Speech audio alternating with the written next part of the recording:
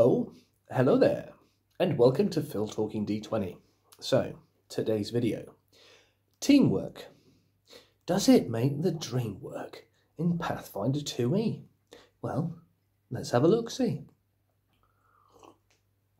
So, why does Pathfinder 2 seem to have a quite uniquely strong teamwork dynamic built into it?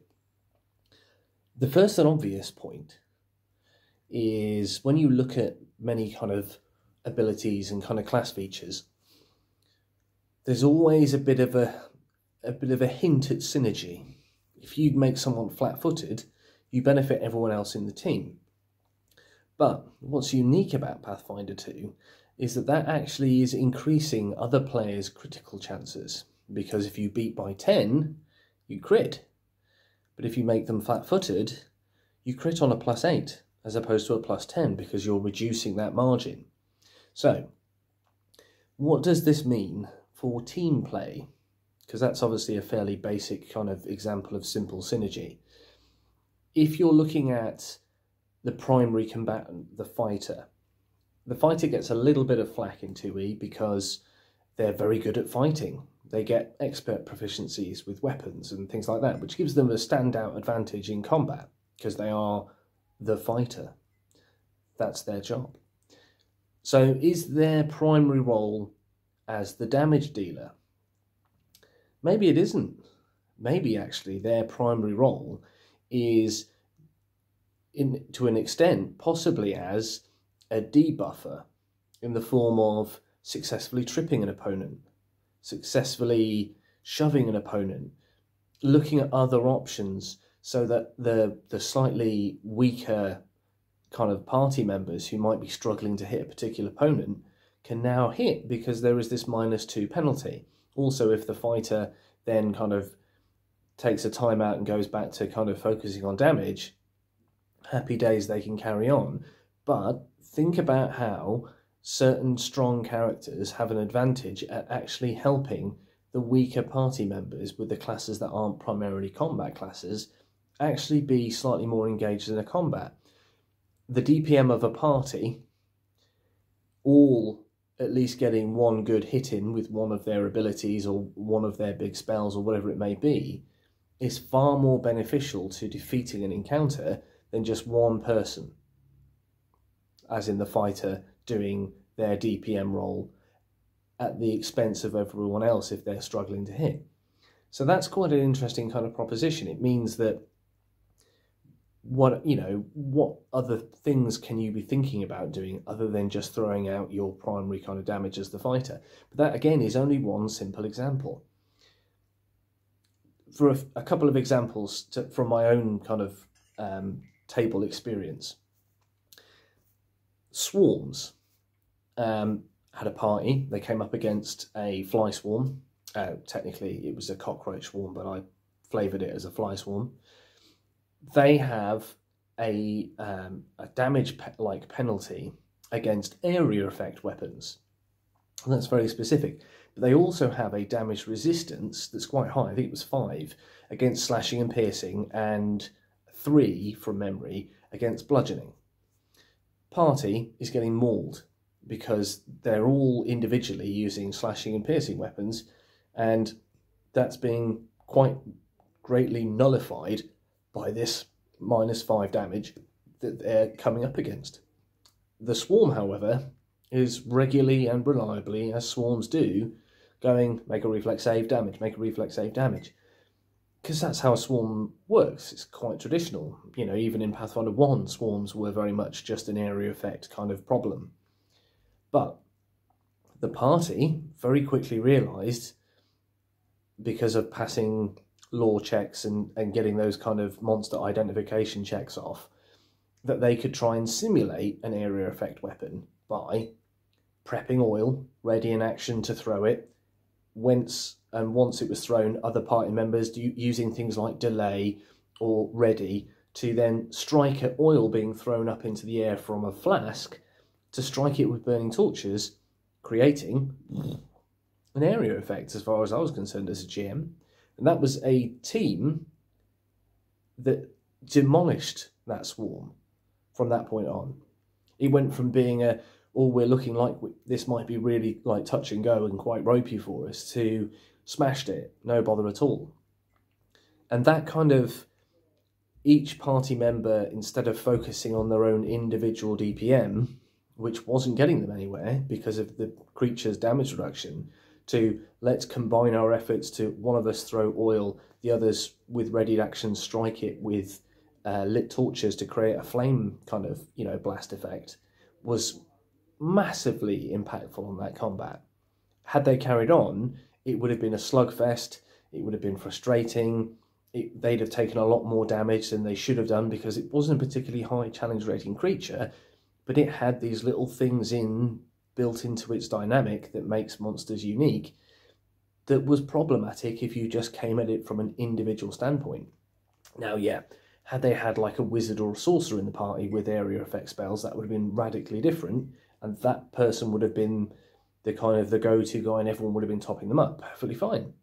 But that kind of, I suppose, aside, that's not always an option. What if the sorcerer used all of their abilities on a previous encounter and this simple throwaway encounter suddenly becomes a problem?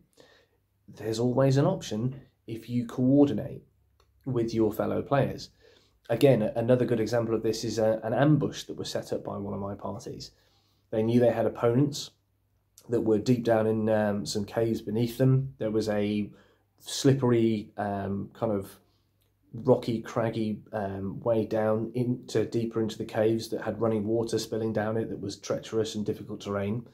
And they thought, rather than go in, we know they're going to come out at some point, we'll set up an ambush.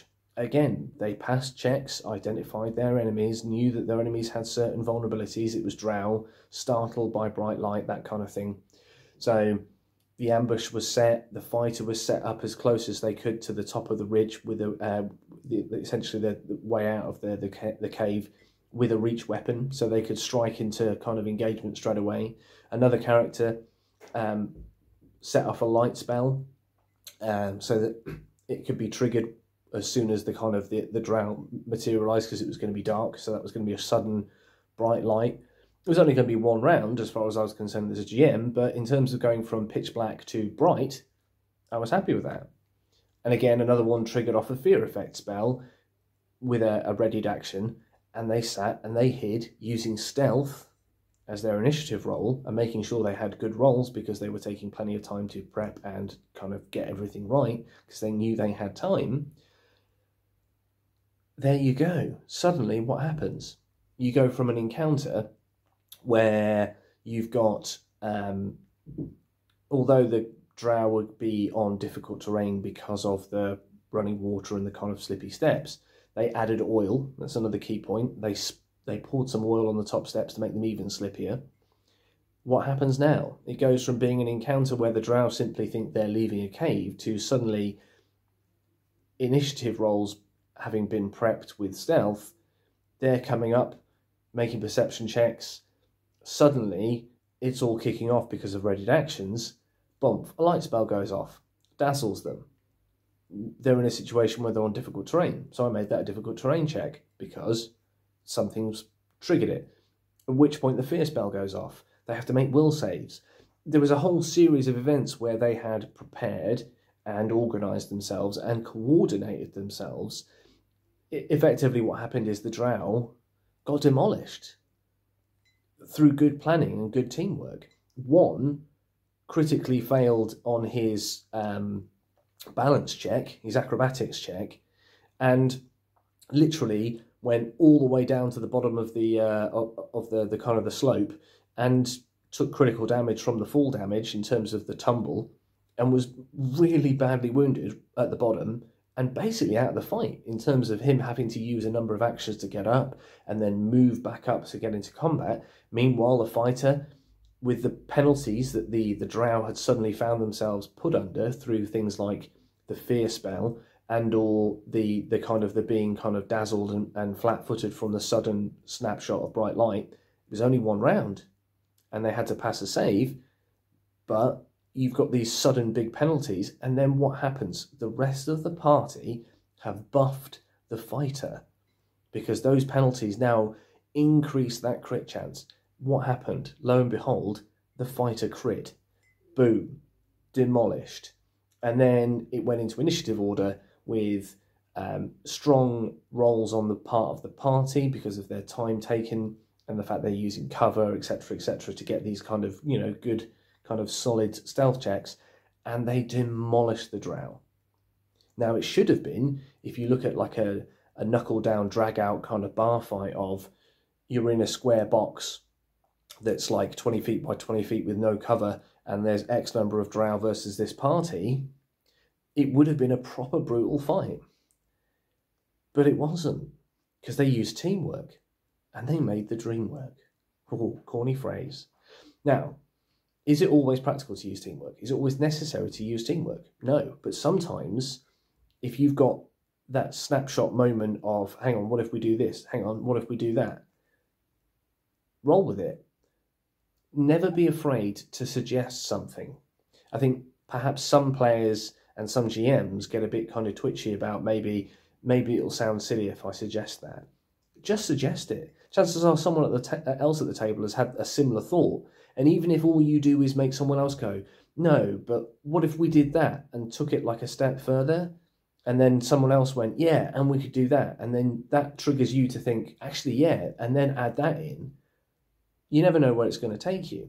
And that's really important because there's definitely a bit of a trend at the moment for people to mention that the AP paths, the adventure paths for Pathfinder 2 are quite challenging. And the No Direction podcast, several members of which are incredibly experienced Pathfinder 2e guys, they've been playing it as long as it's been about, from kind of play tests through. So they've got huge amounts of time in the system. One of the major members of that podcast has kind of said, the APs are pretty tough going. And he also has very strongly found that he's noticed when strong kind of cohesion and teamwork is used, that encounters become easier. And I think it's one of these hidden metas, because we're all learning Pathfinder 2. It's not been out long enough for any of us to master it. I mean, if I went back and played D&D 3.5, which I've got huge amounts of time playing, I'd be able to very quickly pick back up with the feat kind of meta of, these feat chains are strong and this will take you in a positive direction if you want to do. Do you know what I mean? That kind of time knowledge-based meta that you build up with a system. So perhaps teamwork is something that's kind of more important than we all think in Pathfinder 2. So I think it's well worth just next time you're going into an encounter, asking yourselves as a party, is there something we can do to tweak the odds in our favour if we try and combine, if we try and work together? Maybe on round 1, if the fighter gets the drop, going straight in to try and debilitate, so that perhaps a spell or an ability for one of the characters that's not quite as reliable at hitting will get something big off. And then we can roll back around and take stock of where we are. Do we even have to take advantage of the fight where it is? This is something that may be harder to do in adventure paths. I don't play them. I homebrew everything. So I don't have the kind of the regimented lock of, no, this is where you will have the encounter because the story has kind of indicated that's where it will be. But see if there's a way in which you can try and draw a combat or an encounter into a more favourable space. Even if that is one of the party baits the encounter back to the rest of the party who are waiting in ambush. It's very simple. It's not complicated. Don't think that you have to strategize to the depths of, the D-Day landings and all the incredibly complicated, intricate things that went into making that happen. You don't. Like I said, simple things like trying to make something flat-footed so that someone else can have a buff chance to either critting or simply hitting, is a really simple example of that. Can the wizard use a spell that's going to debilitate them long enough for you to get multiple rounds off of advantageous combat? These kind of things are there, and it's just thinking, What if we delay and let that happen and then we act so that we get the full benefit of it? Again, is another simple act of a little bit of tactics. Can we get high ground? Can we get cover?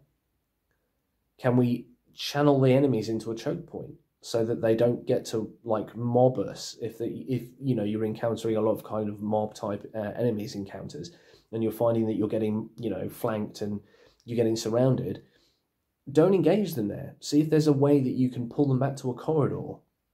And again, if you're a GM listening to this and you go, oh, wow, but the AP says, or oh, this is how I plan my encounter, don't be afraid to let your players be flexible with encounters, because one of the things that can happen is if you make the box too tight, you can make an encounter too challenging without even realizing it. And I think this is another thing. You've got to be able to kind of go, all right, within reason, there's probably this. All right, within reason, there's probably that. You know, in the previous video, I talked about how you can use class DC to make a load of on-the-fly stuff work. So don't be afraid to watch that and combine this one and that one in terms of experimenting with play sessions. If you're obviously not already doing this, which I'm sure many of you are, because many of you are clearly very experienced gamers. But like I said, possible hidden meta, teamwork does seem to really impact on encounters, and it's noticeably different. So, you know, give it a go. Even if you just have a 5-minute chat before your next session about what can party members do, so that each player kind of goes, well, I've got this, this, and this. What could we do with it? I've got this, this, and this. Could they synergize? So that when you're going into that session to play proper, you've all actually got a bit of an understanding about your tricks and your foibles that you've all got as an arsenal. Because cooperatively working as a group is something that's kind of idly and flippantly banded around. Oh, well, you know, it's a collaborative game. There's probably a lot of tables where it really isn't, where it's very much every man for himself and a bit of I'm the glory king and it's all going to be mine.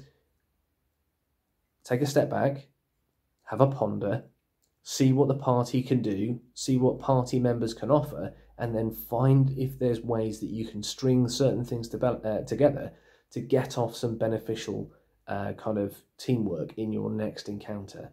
And I bet that if you get some stuff rolling and you get a bit of teamwork momentum going, you'll find that the encounter will be a lot easier than you thought. Enjoy it, give it a whirl, try it at your table. That's the name of the game.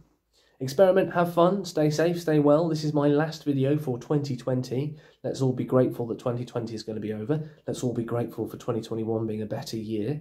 Stay safe, stay well, stay classy, and keep playing Pathfinder. And I'll catch you in 2021. Peace.